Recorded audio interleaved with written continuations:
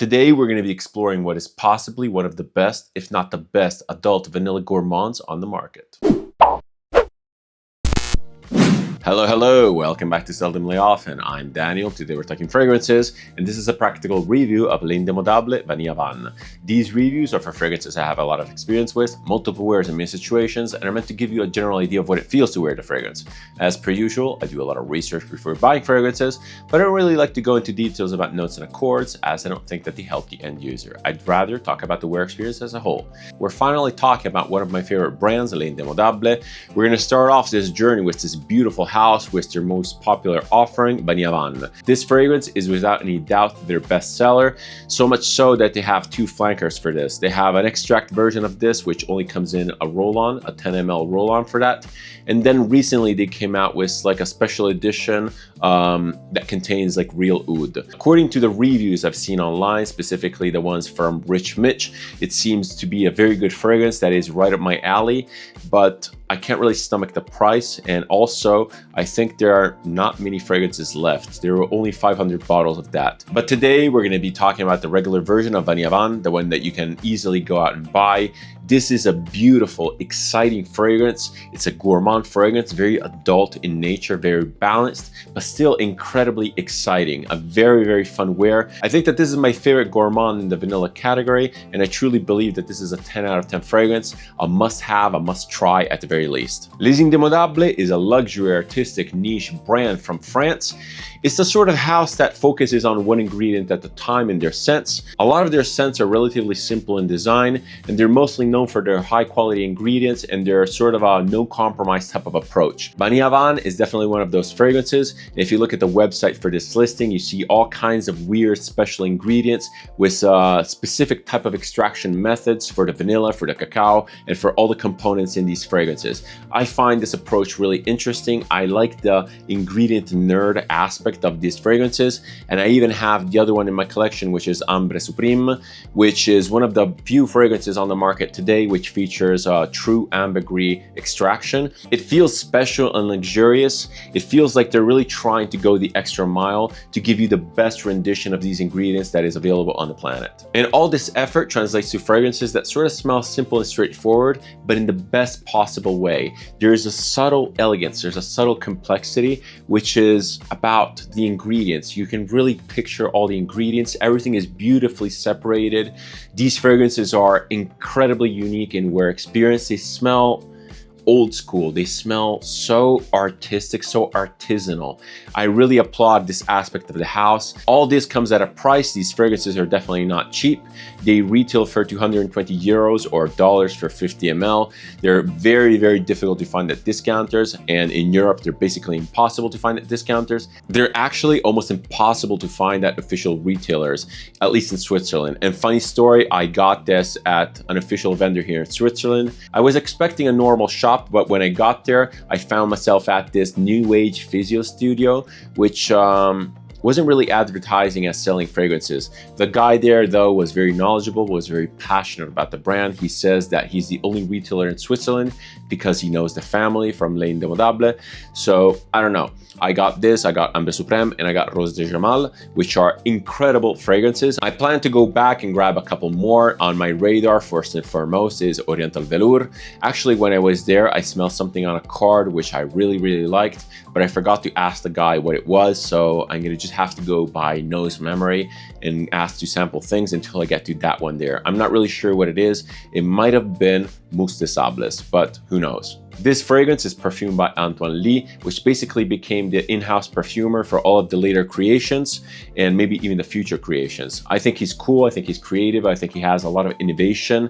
There's no perfume that I've sampled from him that I didn't like, so props to him, I guess. But yeah, Vanille Havane is definitely a standout in his work, not only for quality, but it's also one of the more popular from the guy. I already featured this fragrance a few times in my options section of my latest reviews, stating that this is a beautifully balanced adult gourmand.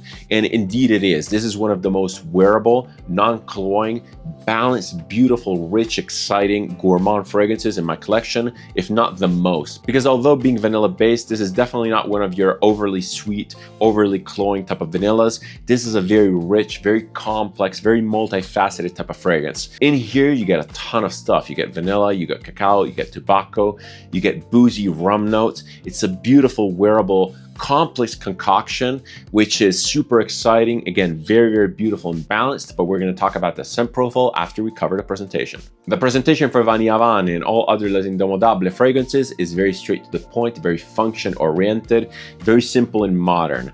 It follows kind of the matière première approach. It's very beautiful. I like it a lot, although not flashy. It all starts from a very simple, light, understated cardboard box, which houses this bottle. The bottle itself is very beautiful. The glass is extremely high quality and transparent. The cap is a very simple plastic cap, which is friction-based. Really nothing to write home about. The matière première caps are way better. That being said, I really do appreciate the design of the cap, the logo on top. It's sort of elegant in its simplicity. It slides on, again, friction based. There's no click, there's nothing. The atomizer is a fairly simple atomizer, non-pressurized. It sprays well. Let's give it a couple sprays, but yeah, nothing to write home about. It's functional. I wore this fragrance as my scent of the day, as I usually do when I review fragrances. This has been an absolutely gorgeous company throughout my workday, pulsating off my skin, just radiating. It's absolutely incredible. The rest of the presentation is fairly straightforward. The labeling is exceptionally good. It's painted on. This is no sticker here. It's beautiful. It's simple. It sits well on the shelf. All right, time to talk about the scent profile and wear experience. What does Vanille Havane actually smell like? As I mentioned, this is a beautiful, wearable, balanced adult gourmand that is not overly sweet, not overly cloying, not overly fatiguing. And fatiguing and maybe boring is usually the adjective that I associate to vanilla heavy fragrances. This is actually not vanilla heavy, despite the name being Vanille Havane. It has a lot of complexity to it. There are a lot of other ingredients at play here that give the fragrance a lot of room for interpretation, a lot of facets to smell, a lot of stuff to picture and to visualize. The opening of this fragrance is dominated by a very obvious boozy note. It's a very beautiful rum note, very photorealistic. It's probably one of the most realistic boozy notes I've ever smelled in a fragrance. And yes, I'm including Nasomatto Baraonda, I'm including Overture Man. Those are a lot more focused on the woody aspect of the booze, on the wooden barrel type of smell. This has a very alcoholic type of rendering to it. It smells straight up like alcohol. It smells like a shot. It's similar to Nichane Fan Your Flames, also that one there featured rum, but that fragrance with its coconut vibes was way sweeter. It came across as more fun. This is a very serious, very dark, very mature type of scent, and I really like it for this. The strong, sweet, boozy opening of this fragrance lasts about an hour, then the scent transitions to its mid-dry down where everything becomes smoother. The tonal range for Vanille Havane is definitely mid and bottom heavy. That boozy opening gives it a little bit of air, gives it a little bit of lift, but once that's done, everything becomes subtle and smooth and definitely mid-centric and bottom-centric. It never becomes drony, overwhelming, or just too bassy. It's very, very balanced. Balance is definitely one of the best characteristics of this scent. The other thing I definitely pick up from this fragrance is a sweet, leafy, smoky tobacco that almost has a little bit of a bitter note. This slight bitterness kind of helps cut through the sweet molasses, syrupy type of vanilla that definitely dominates the body of the fragrance. This is, after all, a vanilla fragrance, a very sweet one at that. The sweet note is also aided by some sort of fruity component, maybe dried fruit, maybe dates. It's very beautiful. It reminds me of one of the options, which I'm going to showcase later. The beautiful thing about this scent is that it really guides you through the exploration of its ingredients. When you pinpoint one note, that one there is attached to something else, which really guides you to something else. You slowly start piecing together the various complexities of this scent, and even now, after multiple wears, and you can see it from the dent here, I am still amazed. I am still surprised about the stuff that I can discover, the stuff that I can't point out. It's absolutely incredible. The wear experience to this is second to none. Speaking of wear experience, despite being very complex, this fragrance does not really transition much. It's a fairly simple, predictable wear, and that's actually a good thing for a fragrance like this in my book, because it really never surprises you with a new vibe or sudden change of effect. It never really goes out of place. So yes, the deep dry down is more of the same. The scent becomes incredibly smooth, it becomes rounder, it becomes supple almost in a way. You obviously lose all those boozy notes, you lose a lot of that edge that's in there in the beginning. That bitter note that helps cut through that sweetness is gone, but the sweetness overall is significantly toned down. Everything again is smooth and it's rounded. The scent in its dry down becomes almost ambery in characteristic. It's very glowy. It's almost smoldering. It's beautiful. I really like it. In the dry down, you mostly get the dried fruits aspect. You get the vanilla. You get this sort of like ambery undertone. The scent becomes significantly less oily in the dry down, and it becomes almost like a powdery type of wear. It wears surprisingly light. It's very elegant. It's never, again, it's never cloying. When talking practicalities, Vanille Havane is actually quite versatile. Starting off with performance and longevity. Longevity is good, but not great. I get about 8 hours of wear, which is fine, but other fragrances in this category are much more potent, much more long-lasting. The overall average projection for Vanille Havane is quite subtle, and even immediately after you spray it, yes, it's detectable in the air, but it's not room-filling. I don't mind this at all because I don't like to be at the center of attention when wearing fragrances, but if you start mediocre, it's only going downhill from there. It's still a very detectable fragrance even 8 hours down the road, but you really have to get your nose in there. This is such a beautiful scent profile that I wish I would get a lot more whiffs of this scent as I move about my day, but in the latter 4 hours, I don't get much more than a skin scent. I guess this is fairly normal for scents like this, which are refined, which are high quality with a lot of naturals, but I don't know, what can you do? When talking use cases and seasonality, Vanille Havane is definitely a colder months fragrance. It's definitely a more evening type of fragrance. Not because it's not fun or it's not casual, because this can also be casual, but it has a very mature, very refined type of wear. It's very deep, it's very dark, and I don't really see it associated to daytime wear. Yes, I have worn this to the office. Yes, no one batted an eye because it's objectively beautiful. I'm not even sure they could have smelled this because, again, it doesn't have massive projection, but overall, it doesn't really fit that sort of like mood and mentality. This definitely does not strike me as a go out and do stuff scent. It has much more of a relaxed vibe. It has a much more of a wind down type of evening vibe. Leather armchair, it screams cigar, it screams cognac, glass in your hand. It screams good times in front of a fireplace in the winter with friends. As far as demographics go, I feel that this is a fairly unisex abstract fragrance. It might lean a little bit masculine to you because there's a strong tobacco smoky component, but if you like a little bit more of an edgy character, this could be definitely the one for you. Age-wise, I feel that this leans a little bit more mature, not in an old or grandpa type of way, but more in a refined palate type of way. You need a little bit of experience with niche perfumery. You need to be able to appreciate the various components, the various complexities in perfume to really grasp the quality of this and to really enjoy all of the ingredients in here. The overall above average versatility of this really comes down to the fact that this is a beautiful balanced fragrance. It's not cloying. It's very, very wearable in multiple situations. It can go a little bit harsher and edgier, or it can go a very romantic and sweet. This is a very sexy fragrance, and not in your typical definition of the term, but rather it's so warm, it's so enveloping, it's so relaxing. It really brings people close. It really brings people near. Okay, we're at the point of the review where I propose a few options. Today I'm bringing you 3 fragrances that really revolve around the complex, gourmand, interesting type of aspect. My first option has been recently showcased in my review for Royal Tobacco, and this is Café Tabac by Aedes de Venustas. I chose this because of the very specific tobacco note that is in here. It has the same sort of a sweet, bitter, smoky tobacco note as Vanille Havane. This is obviously a much more tobacco forward fragrance, but it also has that very beautiful balance of ingredients. This is also made with many interesting notes, and the more you wear it, the more you feel like you're discovering and getting to know the scent as a whole. Café Tabac by Aedes de Venustas has the same vibe and use case as Vanille Havane. It really screams indoor, it screams mood lighting, it screams fireplace, it screams leather and wood furniture. It's an absolute beautiful scent, very, very evocative, mysterious. I love wearing this. The longevity of this is absolutely insane. The brand to me is very underrated. If you live in the US, you have to get your hands on a sample kit. This is an absolute masterpiece by Bertrand Duchaufour. It's one of my favorite cold weather fragrances, and it puts a smile on my face every time I wear it. It's absolutely incredible. Beautiful stuff. My God. My second option is a very high-end special one, but it really matches the idea of high quality that Les Indemodables has. We're talking about Bortnikoff's Exquise.